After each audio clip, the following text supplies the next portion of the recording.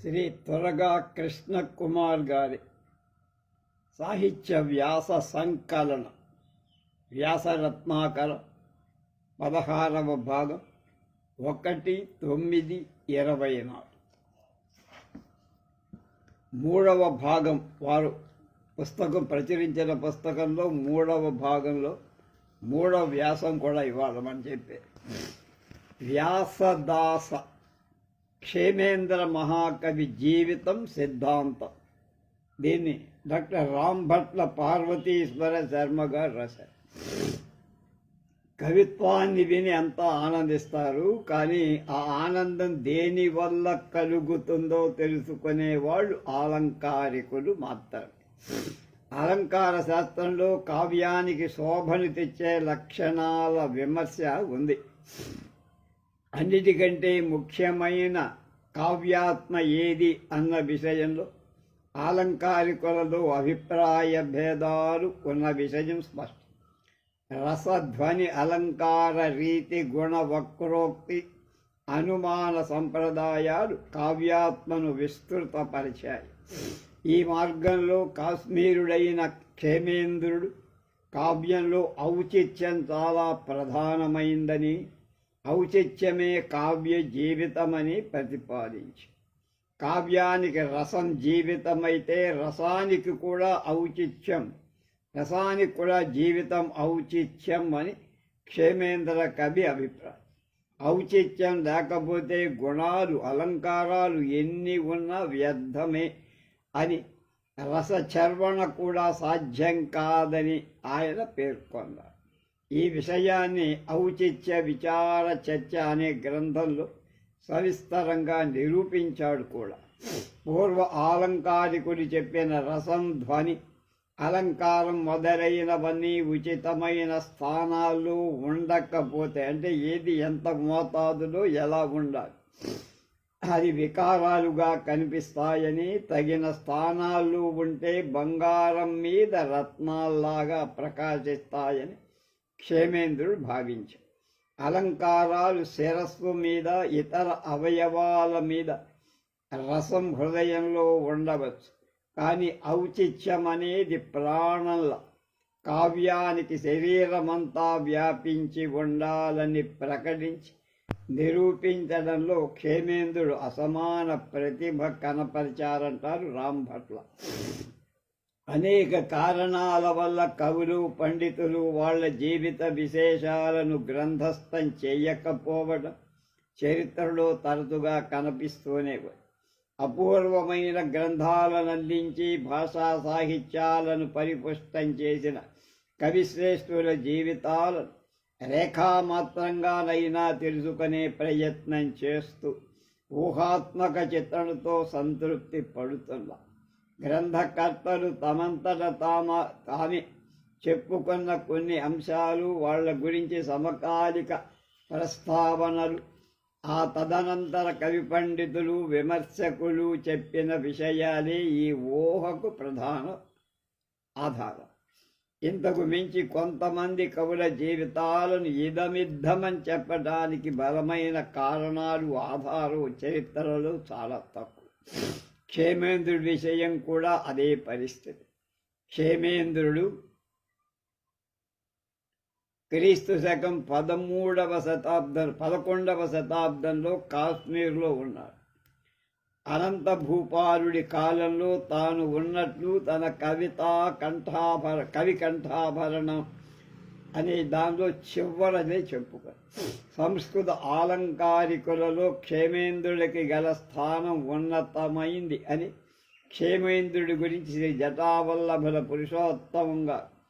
పురుషోత్తంగా తమ రేడియో ఉపన్యాసాల్లో చెప్పారు. జటావల్లభుల గారు మేము హైదరాబాద్ బెదవాళ్ళు ఎస్ఆర్ఆర్ కాలేజీలో 1956 నుంచి 60 వరకు ఇంటర్ డిగ్రీ చదివినప్పుడు సంస్కృత హెడ్ ఆఫ్ ది డిపార్ట్మెంట్గా ఉండేది. అలంకార శాస్త్ర చరిత్రలో 10-11 శతాబ్దాలు చాలా ముఖ్యమైన. ఈ కాలంగా ఎన్నో అలంకార శాస్త్ర గ్రంథాలు కాశ్మీర్, మాల్వ దేశాల్లో వచ్చాయి. అభినవగుప్తుడు, మమ్మటుడు, అకుంతకుడు, మహిమభట్టు, ధనుంజయుడు, ధనికుడు, హలాయుధుడు, భోజుడు మొదలైన వాళ్ళందరూ ఈ కాలంలో చెప్పుకోదగిన భాషా సాహిత్య అలంకార శాస్త్ర కృషికులు అంటే కృషి చేసినవారు. ఈ కాలానికే చెందిన మహాకవి అలంకారికుడు. అలంకార గురించి చెప్పినవాడు ఆలంకారికుడు క్షేమేంద్రుడు. పొయిటిక్స్ అంటారు ఇంగ్లీష్లో. క్షేమేంద్రుడు తాను వ్రాసిన కొన్ని గ్రంథాలలో రచనా కాలాన్ని స్వయంగా చెప్పారు. ఆయన వ్రాసిన కవికంఠాభరణం అనంత భూపాలుడి కాలంలోది. క్రీస్తు శకం 1128 నుంచి 1063 వరకు కాశ్మీర దేశాన్ని అనంతుడని ఆయన పరిపాలించారు.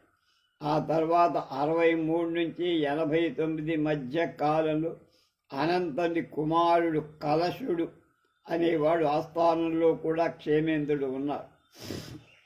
బృహత్ కథా మంజరి 1193 సంవత్సరంలో, సమయ మాతృక 1050 సంవత్సరంలో, దశావతార చరిత్రం 1066లో పూర్తి చేసినట్టు ఆయనే రాసుకున్నారు. అలంకార శాస్త్రాన్ని అభినవగుప్తుడి దగ్గర అభ్యసించినట్టు కూడా చెప్పుకున్నారు. ఈ అభినవగుప్తుడి గ్రంథకాలం క్రీస్తు శకం 990 నుంచి 1120 మధ్యకాలం ఉంటుందని పండితుల నిర్ణయం. అందువల్ల క్షేమేంద్రుడు 11వ శతాబ్దపు మొదటి రోజుల్లో పుట్టి తర్వాత 2-3 శతాబ్దాలలో అంటే 11వ శతాబ్దం ద్వితీయార్థంలో గ్రంథ రచన చేసి ఉంటాడు అని భావం. 10వ శతాబ్దంలో క్షేమేంద్రుడు సంస్కృత సాహిత్యంలో ఔచిత్య విచార చర్చ చేసి సాహిత్యాన్ని చక్కగా అర్థం చేసుకోవడానికి ఒక మార్గం చూపాడు అని కవుల ఔచిత్య విచారణలో కాశీభొట్ల సత్యనారాయణ గారు పేర్కొన్నారు. క్షేమేంద్రుడు 11వ శతాబ్ది ప్రథమ పాదంలో జరించి ద్వితీయ తృతీయ పాదాల్లో గ్రంథ రచన సాగించి ఉంటాడు అని ఊహించవచ్చని ఔచిత్య విచార చర్చ బాలానందిని వ్యాఖ్యలో శ్రీ పుల్లెల శ్రీరామచంద్రుడు గారు వివరించారు. ఈతడు కాశ్మీరుడు 1990-1070 మధ్యలో వర్ధిల్లాడని క్షేమేంద్రుడి యొక్క కావ్యస్వరూపం అన్న గ్రంథంలో సంపాదకులు స్వామి శివశంకర స్వామి, ఆచార్య పోతుకూజి సుబ్రహ్మణ్య శాస్త్రి ప్రస్తావి. उनका काल 11 शताब्दी का पूर्वार्ध और कुछ उत्तरार्ध मानना न्याय संगत होगा అని ఔచిత్య విచార చర్చ రమా సంస్కృత హిందీ వ్యాఖ్యోపేత అన్న గ్రంథంలో డాక్టర్ రమాశంకర్ త్రిపాఠి ఔత్తరాహికుడు అభిప్రాయపడ్డారు. महाकवि क्षेमेंद्र का जीवन काल एकादशी के प्रथम 3 चरणों में निश्चित होता है అని क्षेमेंद्र साहित्य में प्रतिबिंबित भारत అన్న గ్రంథంలో డాక్టర్ జేసీ నిగమ్ అభిప్రాయపడ్డారు. He lived in Kashmir in the 11th century CE. Unlike many authors from ancient India, has left some personal details in his various works అని Kshemendra 3 satires from ancient Kashmir అన్న గ్రంథంలో ఏఎండి హక్సర్ చెప్పారు. క్షేమేంద్రుడి వ్యక్తిగత జీవితం గురించి ఎక్కువగా తెలుసుకోవటానికి అవకాశమేం లేదు. అంతకు మించి క్షేమేంద్రుడే స్వయంగా దశావతార చరితలో తండ్రి ప్రకాశేంద్రుడని, తాత పేరు సింధు అని చెప్పుకున్నాడు. కవికంఠాభరణంలో తన సోదరుడి పేరు చక్రపాలుడన్నాడు. అలాగే క్షేమేంద్రుడు రాసిన బౌద్ధావధాన కల్పలతకి అతని తనయు కొడుకు సోమేంద్రుడు ఉద్ఘాతాన్ని వ్రాస్తూ వంశవృక్షాన్ని తెలియజేశాడు. అది ఎలా ఉంది: నరేంద్రుడు జయపీడ నృపతికి మంత్రి ఆయన కొడుకు భోగేంద్రుడు కొడుకు సింధువు అంటే క్షేమేంద్రుడి తాత. సింధువు కొడుకు ప్రకాశేంద్రుడు క్షేమేంద్రుడి తండ్రి. తర్వాత క్షేమేంద్రుడు ఆయన చక్రపాలుడు అనే రాజు దగ్గర పనిచేశాడు. క్షేమేంద్రుడి కొడుకు సోమేంద్రుడు. కనుక బృహత్కథామంజరి, ఔచిత్య విచార చర్చా గ్రంథాలు క్షేమేంద్రుడి తండ్రి ప్రకాశేంద్రుడి గురించి కొంత ప్రస్తావన కనిపిస్తుంది. ప్రకాశేంద్రుడు గొప్ప శివభక్తుడు, ఐశ్వర్యవంతుడు అని దేవతలు, బ్రాహ్మణులు, మఠాల కోసం 3 కోట్ల రూపాయలు ఆనాడే ఖర్చు పెట్టాడని చెప్పారు. కాబట్టి క్షేమేంద్రుడు గొప్ప ఐశ్వర్యవంతుల కుటుంబంలోనే పుట్టాడని, ఆ కుటుంబంలోని వాళ్ళు పేర్లు ఇంద్ర శబ్దాంతాలుగా ఉండేవి. క్షేమేంద్ర, సోమేంద్ర, ప్రకాశేంద్ర, సింధువు లేడు కానీ భోగేంద్ర, నరేంద్ర, అవి ఇంద్ర అనేది చివర ఉంటుందని పెద్దవాడికి, ఒక సింధువుకి ఎందుకో లేదు. క్షేమేంద్ర, సోమేంద్రుడు వాళ్ళ రచనలు చెప్పిన కుటుంబ సంబంధమైన అంశాలతో ఈ ఆధారాన్ని పోల్చి చూస్తే కొంత సామీప్యం కనిపిస్తుంది. Some external evidence could be gathered from Somendra's introduction to the Avadhana Kalpalata and Kalhan's Rajatarangin. ఇక అది ఆయన ఎక్కడి నుంచి వచ్చాడు, ఎక్కడి వాడు, ఏమిటి కాలమే. విద్యాభ్యాసం ఆయన గురువులెవరు. క్షేమేంద్రుడు ఔచిత్య విచార చర్చలో తాను సర్వమనీషి అని ఆయన శిష్యుడినని చెప్పుకోడు. ఇతడు సర్వమనీషి అనబడిన గంగకోపాధ్యాయుని ప్రియ శిష్యుడని మల్లాది సూర్యనారాయణ శాస్త్రి గారు కూడా చెప్పారు. కవుల చరిత్ర రాశారు, సంస్కృత కవి. అందువల్ల క్షేమేంద్రుడు తన రచనలో అభినవగుప్త, గంగక, సోమపాదులు ముగ్గురిని గురువులుగా ప్రస్తావించిన వీళ్ళందరితో ఇంకా కొంతమంది గురువుల దగ్గర విద్యాభ్యాసం చేసి ఉంటాడని ఊహించచ్చు. ఈ ఊహకు ఆయన రాసిన గ్రంథాల్లోని విషయాల వైవిధ్యం, అత్యధికమైన పాండిత్యమే ఆధారం. అభినవగుప్తుడి శిష్యుడిగా క్షేమేంద్రుని బృహత్కథామంజరి నిరూపిస్తోంది. క్షేమేంద్రుడు వైష్ణవ మతాన్ని స్వీకరించటానికి సోమపాదుడు ప్రేరేపించినట్లుగా బృహత్కథామంజరిలో క్షేమేంద్రుడి రచనలు. క్షేమేంద్రుడి రచనల గురించి పరిశోధకులు, పండితులు లభించిన గ్రంథాలను విశ్లేషించి ఎన్నో చర్చల తరువాత అలభ్యాల గురించి అంటే దొరకని పరిశీలించారు. రచనాకాలం, వస్తువు మొదలైన అంశాల్లో అభిప్రాయ భేదాలు కనపడతాయి. లభ్యమవుతున్న గ్రంథాలు ఏమిటి? క్షేమేంద్ర రచనలు ఔచిత్య విచార చర్చతో పాటు ప్రస్తుతం మరో 17 గ్రంథాలు మాత్రమే దొరుకుతాయి. 1 బౌద్ధ అవధాన కల్పల. ఈ గ్రంథం బుద్ధుడి జాతక కథల సంగ్రహం. ఇందులో పల్లవాలు అనే పేరుతో, పల్లవం అంటే చిగురుట 108 అధ్యాయాలు ఉన్నాయి. చివరిది ఆయన కుమారుడు సోమేంద్రుడు రాశాడు చివరి అధ్యాయం. దీని మిథిలా గ్రంథమాల 1958లో ప్రకటించింది. అలాగే 2 భారత మంజరి హరివంశంతో కలిపి 19 పర్వాలు మహాభారత కథ ఇందులో మనకు కనిపిస్తూ 10,692 శ్లోకాలున్న సంగ్రహ రచన. మహామహోపాధ్యాయ పండిత శివదత్త శాస్త్రి గారు సంపాదకంలో 1898లో, కావ్యమాల 64లో బొంబాయి నుండి ప్రచురితం. 3వది బృహత్కథామంజరి. ఇది గుణాఢ్యుడి బృహత్కథకు సంగ్రహం తగ్గించి చేశారు. లంబకాలు అనే పేరుతో 13 విభాగాలు, 7,639 శ్లోకాలు. ఇది కూడా మహామహోపాధ్యాయ పండిత శివదత్త శాస్త్రి సంపాదకత్వంలో 1901లో, కావ్యమాల 69లో బొంబాయి నుండి ప్రచురితమైంది. అలాగే 4వది దశావతార చరితం. ఇందులో విష్ణుమూర్తి అవతార వర్ణనలు ఉన్నాయి.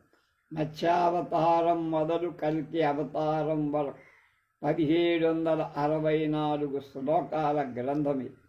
కావ్యమాల 26లో జైపూర్ పండితులైన దుర్గాప్రసాద్, కాశీ విశ్వనాథ శర్మలు సంశోధించగా బాంబే నుండి ప్రచురితమై. 6 నీతి కల్పతరు. ఇందులో కుసుమములు అనే పేరుతో 138 అంతర్విభాగాలు రాజనీతిని బోధించే గ్రంథం ఇది. భండార్కర్ ఇన్స్టిట్యూట్ పూనా 1956లో ఈ గ్రంథాన్ని ప్రచురించి. 6 రామాయణ మంజరి. మహామహోపాధ్యాయ పండిత శివదత్త శాస్త్రి కుమారుడు భవదత్త శాస్త్రి సంపాదకత్వంలో 1903లో, కావ్యమాల 83లో బొంబాయి నుండి ప్రచురితమై. అంటే 83వ వాళ్ళ పుస్తక విభాగంలో 83వ పుస్తకం అన్నమాట. అలాగే 7 లోకప్రకాశం ఒక సంస్కృత నిఘంటు డిక్షనరీ. దీని కర్తృత్వంలో అభిప్రాయ భేదాలు ఎవరు చేశారు, ఎవరు కూర్చారు. వెబర్, మిస్టర్ కాల్ వాంటి పండితులు ఇది క్షేమేంద్రుడి రచనగా ఒప్పుకోవాలి.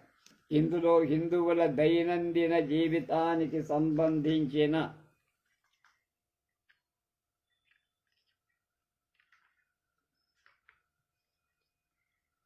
అంశాలు, కాశ్మీర దేశ పరిపాలన, భౌగోళిక అంశాలు, ఆర్థిక విధి విధానాలు మొదలైనవి చోటు చేసుకోవటం వల్ల బూలర్ అనే ఇది క్షేమేంద్రుడి రచనగా భావించారు. వెబర్ కానీ బుహ్లర్ కానీ వాళ్ళ దగ్గర 2 వ్రాత ప్రతులు ఉన్నప్పటికీ అవి శిథిలావస్థలో ఉండటం వల్ల లోక ప్రకాశ కోశం ముద్రణకి నోచుకోలే. 8వ రచన చతుర్వర్గ సంగ్రహం. ఇందులో 4 పరిచ్ఛేదాలు 109 శ్లోకాలు ఉన్నాయి. ధర్మార్థ కామ మోక్షాలను గురించి చక్కగా చెప్పిన గ్రంథం ఇది. ఉపదేశాయ శిష్యాణం సంతోషాయ మనీషిణాం క్షేమేంద్రేణ నిజశ్లోకై క్రియతే వర్గ సంగ్రహ. ధర్మ శర్మ పరత్వచేహ చనుటాం ధర్మోంధకారే రవి సర్వావత్ ప్రసమయక్షమ సుమనసాం ధర్మాభిధానో విధి ధర్మో బంధురబాంధవే పృథుపధే ధర్మ సుహృనిశ్చల సంసారోరు మరుస్థలి సురతరుర్న్యాస్యేవ ధర్మాత్పర అని చతుర్వర్గ సారంలో ధర్మాన్ని గురించి చెప్పు. 9వది చారుచర్య. భోజరాజు సంస్కృతంలో చారుచర్య అనే పేరుతో ఒక గ్రంథం రాశాట. అందులో వైద్య, నీతి, ధర్మశాస్త్రాలకు అనుగుణంగా మానవుడు ఎలా జీవితాన్ని సఫలం చేసుకోవాలో బోధించారు. దీని తెలుగులోకి అప్పమంత్రి పద్య కావ్యంగా అనువదించారు. వేటూరి ప్రభాకర శాస్త్రి గారు ఈ గ్రంథానికి విపులమైన పీఠిక కూడా రాశారు. భోజ, క్షేమేంద్రుల చారుచర్య గ్రంథాలకు విషయంగా కొంత సామీప్యం ఉన్న రచనా విధానంలో తేడా కనిపిస్తోంది. మంచి నడవడికను బోధించే 101 శ్లోకాలు క్షేమేంద్రుడి రచనలో ఉన్నాయి. క్షేమేంద్రుడి బహుగ్రంథ పఠనమే చారుచర్య గ్రంథ రూపంగా వర్ణించబడు. చారు అంటే శుభ్రమైన, మంచిదైన, నీతి బోధకమైనటువంటి చర్య అంటే పనులు ఎలా ఉండాలి. ప్రతి శ్లోకంలో పూర్వార్ధం లక్షణంగా, ఉత్తరార్ధం దానికి లక్ష్యంగా రచన సాగి ప్రసిద్ధ ఇతిహాసాల నుండి కథలను ఉదాహరణగా తీసుకున్నారు. ఇతిహాస పరిచయం కోసం అనేక గ్రంథాలు చదివే శ్రమ లేకుండా లలితమైన శైలిలో ఆ ఇతిహాసాలను 100 ఇతిహాసాలు 100 చిన్న శ్లోకాలను క్షేమేంద్రుడు సర్వాంగ సుందరంగా సంక్షిప్తించాడు. బొంబాయి నిర్ణయ సాగర్ ముద్రణాలయం నాగర లిపిలో శ్రీ కనుపర్తి మార్కండేయ శర్మ గారు తెలుగు లిపిలో చారుచర్య గ్రంథాన్ని ముద్రించారు. శ్రీ మక్కపాటి వెంకటరత్న కవి 1932లో క్షేమేంద్రుడి చారుదచ్చర్య గ్రంథాన్ని పద్య కావ్యంగా శ్రీరామాంకితంగా తెలుగులోకి అనువదించారు. ఇందులో ఒక కంద పద్యం, 103 తేటగీతులు. పుణ్యపూత శరీర హాస్యాత్ సతతం స్నాన నిర్మలం తత్యాజ వృత్ర స్నానాత్ పాపం వృత్రవధార్జితం. చారుచర్యలో 3వ శ్లోకం క్షేమేంద్రుడు. దీనికి తెలుగు పద్యం చేసినారు ఇందాక చెప్పాను ఎవరు? మక్కపాటి వెంకటరత్నం. మక్కపాటి కోటేశ్వర శాస్త్రి గారి మొక్కపాటి మా మేనమామ గారి క్లాస్మేట్ చిట్టుగూడూరులో ఆయన ఉండేవాడు. నెలకో వారానికో 15 రోజులకో ఆయన కృష్ణా జిల్లా బోర్డులో తెలుగు పండితులుగా ఉండి మా మావయ్య గారింటికి వచ్చేవాడు. ఆయన మహాపండితుడిగా మాకు బాగా పరిచయం. మాకు అంటే మేము చిన్నవాళ్ళం కనుక ఊరికే ఆయన అంటే మాకు గౌరవం. ఆయన తెలుగు పండితుడు చక్కగా పలకరించేవాడు. అనయమును స్నాన నిర్మలుడైన వాడు పుణ్యపూత శరీరుడై పొదలగల స్నానమున కాది బెడబాయజారి నింద్రుడు అఘభరంబును వృత్రవధ ఆర్జితము. వృత్రాసురుణ్ణి చంపి స్నానం చేసి పవిత్రుడయ్యాడుగా ఎవరు? ఇంద్రుడు. అది చెప్పారు కనుక స్నానం అనేది అన్నిటికీ పవిత్రీకరిస్తుంది. స్నానానికి ఉన్న విశిష్టతను శ్లోకంలో మొదటి పాదంలో ఇంద్రుడు వృత్రాసుర సంహారం వల్ల వచ్చిన పాప స్నానం చేసి పోగొట్టుకున్న ఇతిహాస చరిత్రను ఉత్తరార్ధంలో క్షేమేంద్రుడు చెప్పారు. ఈ విధంగా మంచి నడవడికను, ఇతిహాస జ్ఞానాన్ని, బింబ ప్రతిబింబాలు చిత్రిస్తూ 100 శ్లోకాలలో చారుచర్య గ్రంథాన్ని క్షేమేంద్రుడు రాశారు. 10వది దర్పదలనం. సాధారణంగా మానవుడికి గర్వం కనుక కలిగించేవి 7 అంశాలట. 1 కులం, ధనం, విద్య, రూపం, శౌర్యం, దానం, తపస్సు. వీటి వల్ల ఏ విధంగా గర్వం కలుగుతుందో పరిశీలిస్తే అదంతా ఎంత వ్యర్థమో ఈ గ్రంథం బోధిస్తారు. ఇందులో విచారాలు పేరుతో భాగాలున్నాయి. 7 భాగాలు, 7 విచారాలు అన్నారు. మొత్తం 596 శ్లోకాలు క్షేమేంద్రుడు దీన్ని రాశారు. క్షేమేంద్ర సుహృదాం ప్రీత్య దర్పదోష చికిత్సక స్వాస్థ్యాయ కురుతే యత్నం మధురై సూక్తిభేషజై కులం విత్తం శృతం రూపం శౌర్యం దానం తపస్తథ ప్రాధాన్యేన మనుష్యాణం సత్తైతే మదహేతవః అహంకారాభిభూతానాం భూతానామివ దేహినాం హితాయ దర్పదలనం క్రియతే మోహశాంతయే అని ఏమేమిటి దర్పానికి కారణాలు, వాటి పేర్లు చెప్పి ఎలా పోగొట్టాలో చెప్పారు. అలాగే 11వ కావ్యం సేవ్య సేవక ఉపదేశ. సేవకుల కష్టాలను వర్ణిస్తూ సేవకులు సేవితుల మధ్య ఎలాంటి సత్సంబంధాలు ఉంటే బాగుంటుందో సూచించే చిన్న గ్రంథం. ఇందులో 61 శ్లోకం.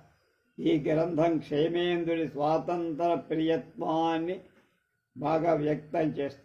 సమాజ స్థితిగతుల్ని అనుసరించి ఎప్పటికీ ఒక అనుశాసనంగా పరిగణించదగిన గ్రంథం ఇది. నిర్ణయ సాగర్ ముద్రణాలయం బొంబాయి వాళ్ళు దీన్ని ప్రకటించారు. స్వరభారతీ సమితి తెలుగులో పుల్లెల శ్రీరామచంద్రుడి వ్యాఖ్యతో ప్రచురించి వాసిరెడ్డి దుర్గా సదాశివేశ్వర ప్రసాద్ ముత్యాలరాజు 1925లో క్షేమేంద్రుడి సేవ్య సేవక ఉపదేశంలో కొన్ని శ్లోకాలను తెలుగులో పద్యాత్మకంగా అనువదించారు. దర్పాదేక పరోలోభాధ్రువాంధు సేవ్య సేవకై ధనోస్మదైన్య వికృతి ముఖో కహ కస్య పశ్యతి. సంస్కృతం.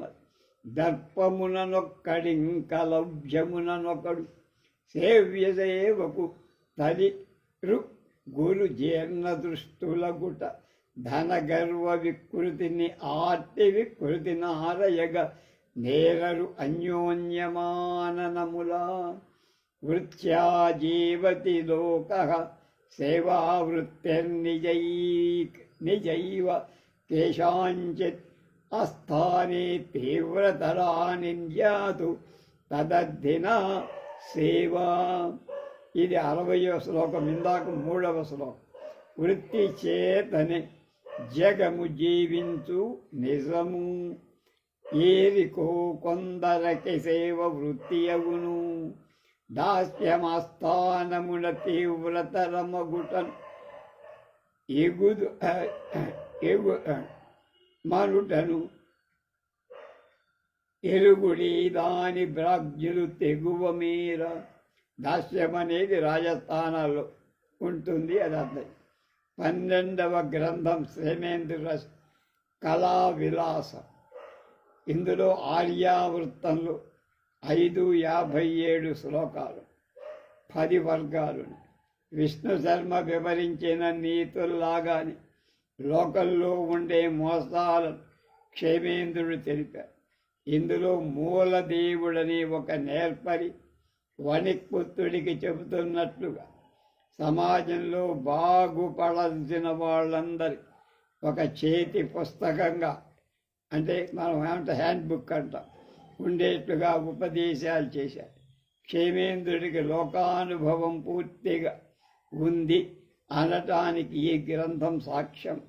ఈ గ్రంథం భారతీయ భాషలైన హిందీ, గుజరాతీ భాషల్లో కూడా అనువాదం పొంది తెలుగులో శ్రీ కొత్తపల్లి సూర్యారావు సరళ వచనంగా అనువదించారు. ఆంగ్లంలో కూడా నీతి బోధక గ్రంథం అనువాదం అయిందంటే ఎంత ప్రఖ్యాతి దానికి ఉందో మనం అర్థం చేసుకోవచ్చు అంటున్నారు రాంభట్ల. 13వ ఆయన గ్రంథం క్షేమేంద్ర దేశ ఉపదేశం. ఇందులో 8 విభాగాలు. ఉపదేశాలన్న పేరుతో మొదటి భాగాన్ని మొదటి ఉపదేశమని, రెండవ దాన్ని రెండవ ఉపదేశం, అలా మొత్తం 300 శ్లోకాలు గ్రంథం. దుర్జనుల్ని హేళన చేస్తూ ప్రథమ ఉపదేశం ప్రారంభము. రెండవ ఉపదేశం నుండి 8 వరకు వరుసగా లోభి దైనందిన జీవితపు అలవాట్లను, వేశ్యన్ని, వేశ్యాగృహ నిర్వాహకుల్ని, వితుల్ని, కాశ్మీర విశ్వవిద్యాలయంలో ఒక విద్యార్థి అహంకారాన్ని, వృద్ధిని, పెళ్లిని, కవిని, వ్యాసకర్తలు మొదలైన వాళ్ళ క్షేమేంద్రుడు ఈ రచనలో అధిక్షేపించారు.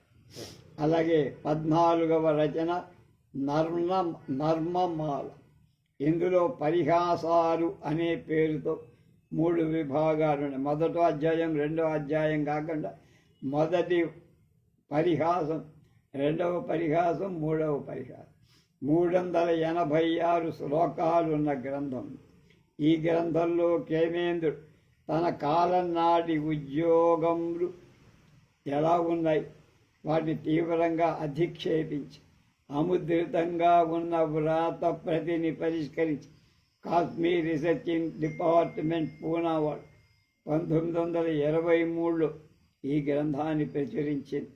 ఈ గ్రంథంలో క్షేమేంద్రుడి శైలి అనర్గళంగా, సరళంగా, హాస్యస్ఫోరకంగా కనబడు. కాయస్థ, గుమాస్తా అనే పదంతో ప్రభుత్వాధికారులని సంబోధించి వారి జీవన విధానాన్ని చిత్రించారు. ఒక గ్రామాధికారికి జీవితంలో కలిగే ఒడిదుడుకుల్ని వివరిస్తూ అతని ఉన్నతాధికారులు, అతని కన్నా తక్కువ స్థాయి అధికారులు, భార్య, సోదరి, పిల్లలు, ఉపాధ్యాయుడు మొదలైన పాత్రలతో రమణీయంగా ఈ హేళన కావ్యాన్ని క్షేమేంద్రుడు రాశారు. 17వది సమయమాతృ. ఈ గ్రంథంలో విభాగాలను సమయాలను పెట్టారు. మొదటి అధ్యాయం మొదటి సమయం, రెండవ అధ్యాయం రెండవ సమయం, అలాగని మొత్తం 8 సమయాలు, 8 భాగాలు, 639 శ్లోకాలు. ఈ కవి విలాస దేశోపదేశ నర్మమాల సమయమాత్రిక గ్రంథాల 4 ఇవన్నీ ఆయన రాసేది. ప్రధానంగా క్షేమేంద్రుడి కాలంలో ఉన్న దురాచారాలు, అధికారుల అన్యాయాలు, వర్తకులు, స్వర్ణకారులు, బంగారు పనివాడు, శిల్పులు, వేశ్యలు, గాయకులు, భిక్షుకులు, మత గురువులు చేసే మోసాలను వ్యంగ్య ధోరణిలో చిత్రించాడు. సంస్కృత కావ్యాల్లో ఉండే హాస్యానికి, అధిక్షేపానికి ఇది అత్యుత్తమైన ఉదాహరణలుగా నిలబడి. 16 కవి కంఠాభరణం. కవిత్వం రాయదలిచిన వాడు ఏమేం చెయ్యాలో ఉపదేశిస్తూ కవి శిక్షకలనే గ్రంథాలు ఉన్నాయి చాలా. రాజశేఖరుడి కావ్యమీమాంస ఈ కోవకు చెందింది. జైన పండితులు ఈ రకమైన గ్రంథాలు చాలా రాశారు. హేమచంద్ర వాగ్భటులు తమ కావ్యాలంకారాల్లో కవి శిక్షకు సంబంధించిన విషయాలను చేర్చారు. ఈ విధమైన స్వతంత్ర గ్రంథాలు జయమంగళాచార్యుడి కవిశిక్ష మొదటిది. అమరచంద్రుడు, వినయచంద్రుడు కూడా కవిశిక్షలు రాశారు. ఈ క్రమంలో వచ్చిన కవి కంఠాభరణం ఒక కవిశిక్ష. ఇందులో సంధి అనే పేరుతో 5 విభాగాలున్నాయి. కవిత్వ ప్రాప్తి, శిక్షా కథనం, చమత్కార కథనం, గుణదోష విచారం విభాగం, పరిచయ ప్రాప్తి అనే 5 సంధులలో క్రమానుగతంగా కవిత్వ అభ్యాసం గురించి క్షేమేంద్రుడు వివరించి సంస్కృత గ్రంథం కావ్యమాలలో వెలువడింది. దీనికి స్వరభారతీ సమితి వారు బాలానందిని వ్యాఖ్యానాన్ని తెలుగులో శ్రీ పుల్లెల శ్రీరామచంద్రుడు వెలుపలి రాశారు. నెక్సస్ ఫర్ పోయట్స్ అనే పేరుతో డాక్టర్ సూర్యకాంత కవితాకంఠాభరణాన్ని అద్భుతమైన వ్యాఖ్యానంతో ఇంగ్లీష్లోకి అనువాదం చేశారు. 17 సువృత్త తిలకం. ఇది ఛందశాస్త్రానికి సంబంధించిన గ్రంథం. ఇందులో వృత్తావచయం, గుణదోషం, దర్శనం, వృత్త వినియోగం అని 3 విన్యాసాలున్నాయి. మహాకవులు తరచుగా ఉపయోగించే వృత్తాలను లక్ష్య సమన్వితంగా విశదీకరించారు. ఏ కవి ఏ వృత్త రచనలో సిద్ధహస్తుడు ఉదాహరణతో నిరూపించి ఇంత సునిశ్చితమైన పరిశీలన అంతకుముందు ఎవడు చేయాల. ఈ గ్రంథాన్ని కూడా స్వరభారతీ సమితి ద్వారా బాలానందని వ్యాఖ్యానాన్ని తెలుగులో శ్రీ పుల్లెల శ్రీరామచంద్రుడు గారు రాశారు. 4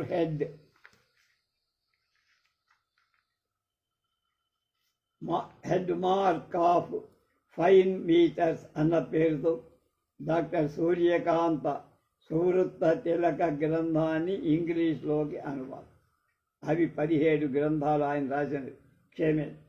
ఇక దొరకని గ్రంథాలు అలభ్య క్షేమేంద్రుడి రచనలుగా ప్రచారంలో ఉన్న గ్రంథాలు. ఆయన అక్కడక్కడ పేర్కొన్న ఆధారాలను బట్టి 17 దాకా ఉండొచ్చు. అవి అమృత తరంగం, అవతారసారం, కనక జాకనకి, కవికర్ణిక, క్షేమేంద్ర ప్రకాశం, లలితరత్నమాల, లావణ్యవతీ కావ్యం, ముక్తావళి, మునిమత మీమాంస నీతి కల్పలత నృపవతి లేదా రాజావతి పద్య కాదంబరి పవన పంచాశిక శశివంశం వాత్సాయన సూత్ర సారం వినయతి గ్రంథాలు కేవలం నామమాత్రంగా క్షేమేంద్రుడి రచనలుగా చెప్తారు. అక్కడక్కడ క్షేమేంద్రుడు తన రచనలు ఈ గ్రంథాలు పేర్కొన్నప్పటికీ శ్లోకాలు కొన్నింటిని పేర్కొనడం వల్ల అవి క్షేమేంద్రుడి రచనలుగానే ముద్రపడ్డాయి. భాషా శైలి క్షేమేంద్రుడు. క్షేమేంద్రుడి శైలి మాటల్లో చెప్పలేంది. ఆయన విస్తృతమైన స్థాయిలో వివిధమైన అంశాల గురించి రచన చేశారు. విషయ ప్రాధాన్యాన్ని బట్టి ఒక్కొక్క రచనలో ఒక్కొక్క విధమైన శైలిని, భాషలో ఔచిత్యాన్ని, కంఠాభరణం, సువ్రతి తిలకం మొదలైన వంటి విమర్శ గ్రంథాలు పటిష్టమైన శైలిని చూపించారు. ఏదేమైనా ఎన్ని గ్రంథాలు ఎన్ని విధాల శైలి ప్రదర్శించిన ఆదర్శప్రాయమైన శైలి పదప్రయోగాల గూర్చి క్షేమేంద్రుడి ఔచిత్య విచార చర్చ కవి కంఠాభరణం గ్రంథాలు చెప్పుకున్నాం. దోషభూయిష్టాలైన పదాలని వాడటం, పునరుక్తి అనేవి కవిత్వానికి మాయని మత్సరని ఇందులో చెప్పారు. ఇందుకు లక్ష్యాలుగా శివస్వామి రచనలో దోషాలు ఎత్తి చూపారు. శైలి ఔచిత్యవంతంగా ఉండాలని ఔచిత్య విచార చర్చలో చెప్పారు. సంస్కృత రచయితల్లో తరచుగా కనిపించే దోషాలైన నిరుపయోగ ఉపసర్గల సముచ్చయాల వాడుక పరిహరిస్తే అది చక్కని శైలి అవుతుందని క్షేమేంద్రుడు అభిప్రాయపడ్డారు. కుమారదాస శ్లోకంలో అర్ధరహితమైన ఉపసర్గలను, శ్రీచక్రుడి శ్లోకంలో నిరర్ధకమైన నిపాతన అనౌచిత్యాలుగా చెప్పారు. అలాగే పర్యాయ పదాలు కూడా అన్ని సందర్భాలు సమానార్థకాలు కాబోలు కాబోవు అని తెలిపి ఒక పదానికి బదులుగా మరొక పదాన్ని వాడితే అది సందర్భాన్ని బట్టి పొసగని అర్థాన్ని ఇచ్చే ప్రమాదం ఉందని కూడా చెప్పి, ఉదాహరణకు ధర్మకీర్తి ఓ శ్లోకంలో సుందరి అని ప్రయోగించాల్సి ఉండగా అనుప్రాస ఆసక్తితో తన్వి అని వాడటాన్ని అనుచిత పద ప్రయోగంగా క్షేమేంద్రుడు ఆక్షేపి క్రియా విభక్తి లింగ విశేషణ ప్రత్యయాల సందర్భశుద్ధితో వాడాలని నిర్దేశం చేశాడు. డైరెక్ట్ అంట. ప్రసిద్ధులైన కాళిదాస, బాణ, రాజశేఖర రచనల్లో ఇలాంటి తప్పుల్ని ఎత్తి చూపడమే కాక స్వీయ రచనలు కూడా ఆయన విమర్శించుకున్నాడు, తాను రాసినవాడు. అందువల్ల క్షేమేంద్రుడి శైలి కూడా తాను ఊహించిన ఆదర్శ శైలికి తగినట్టుగా లేదు అన్న విషయం స్పష్టం. కనుక సాధారణంగా విషయ ప్రధానమైన శైలిని క్షేమేంద్రుడు అనుకరిస్తాడు. యవ్వన దశలో ఆయన వ్రాసిన భారత మంజరి, రామాయణ మంజరి గ్రంథాలు ఈ విషయాన్ని తెలుపుతాయి. రామాయణ భారత ఇతిహాసాలు క్షేమేంద్రుడిపై చెరగని ముద్ర వేసి ఆయన శైలిని ప్రభావితం చేశాయి. అలాగే వాల్మీకి వ్యాసుల రచనలోని కొత్తదనం, క్రియాశీల క్షేమేంద్రుడి శైలిలో మనకి పరిమళించాయంటున్నారు. సంస్కృత ఆలంకారక శాస్త్ర దృష్ట్యా క్షేమేంద్రుడి శైలి వైదర్భీ రీతిగా చెప్పుకోవచ్చు. దండి కావ్యాదర్శనలో వైదర్భీ రీతి గురించి ఏం చెప్పాడంటే, శ్లేష ప్రసాదత సమతా మాధుర్య సుకుమారత అర్ధవ్యక్తి ఉదారత్వమోజ కాంతి సమాధయ. కావ్యాదర్శనం 1వ పరిచ్ఛేదంలో 41వ శ్లోకంలో ఈ 10 లక్షణాలు వైదర్భీ రీతిలో శైలిలో ఉండాల్సిన గుణాలు. క్షేమేంద్రుడి శైలిలో పరిపూతంగా ఇవి కనిపిస్తాయి. శ్లేష తరచుగా కనపడే ఈయన రచనలో స్పష్టత కూడా ఒక ముఖ్య లక్షణం.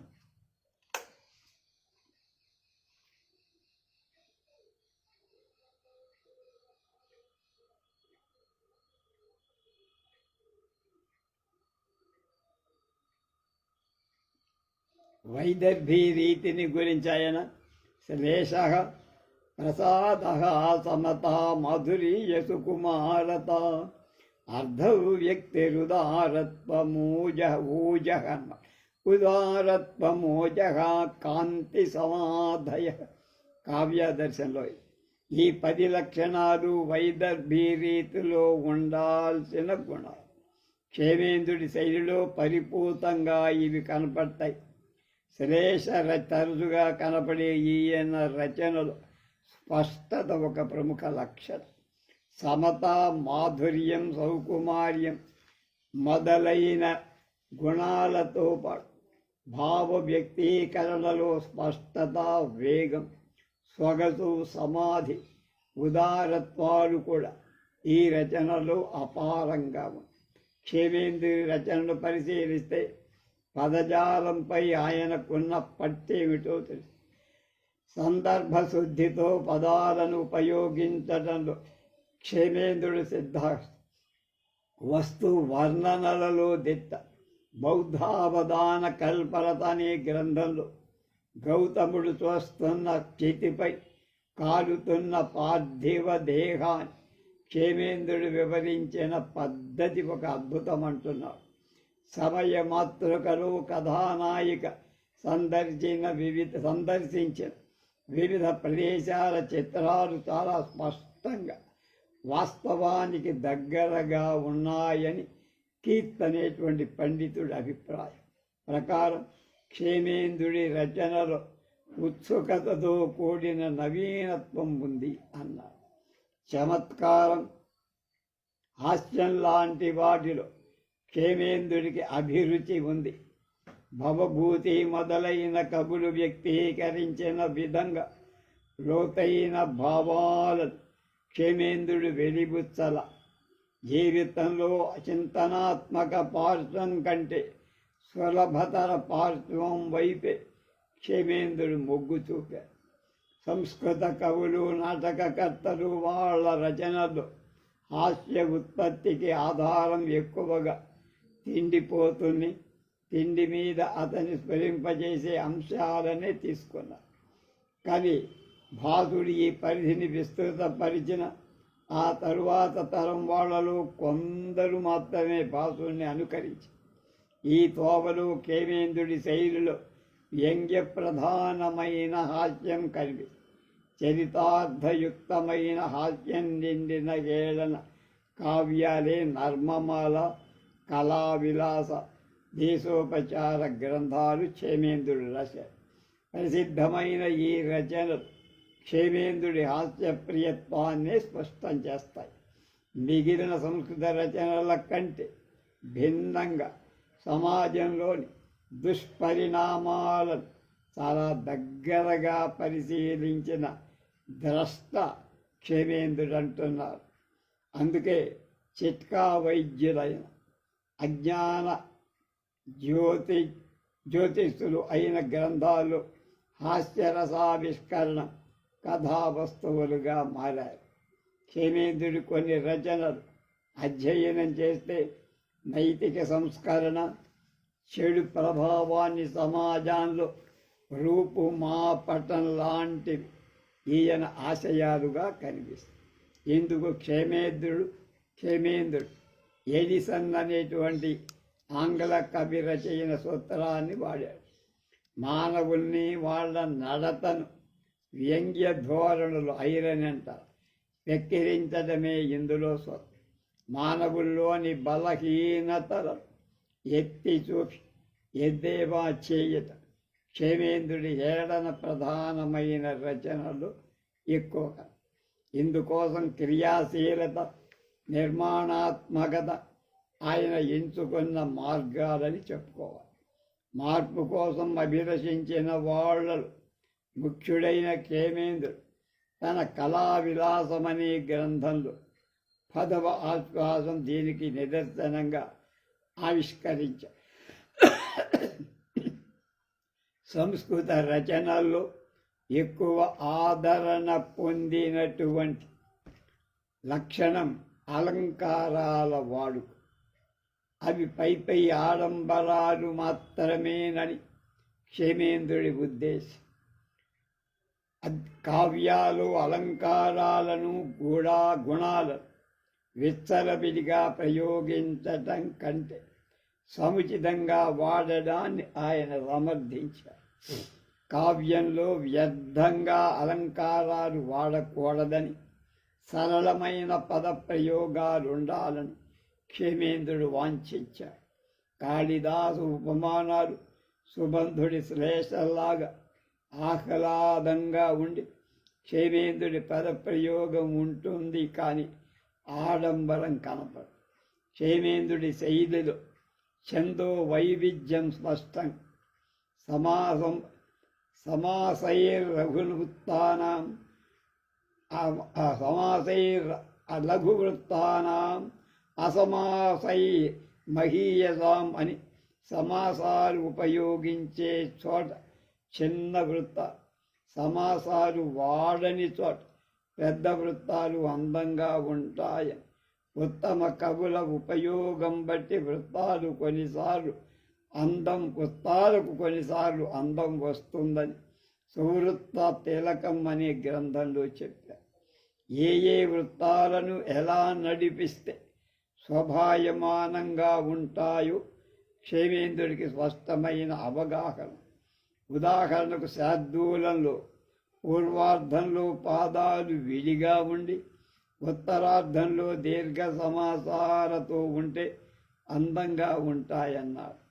అష్టాదశ వర్ణనలలో ఒక్కొక్క దానికి ఒక్కొక్క ప్రత్యేక వృత్తం తగింది అని చెప్పాడు. వీటన్నిటికీ దాని రసగుణ అలంకార ప్రయోగాల్లో కూడా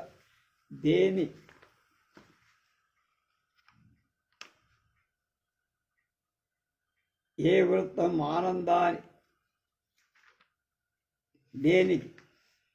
వృత్తం అందాన్నిస్తుందో సోదాహరణగా వివరించారు.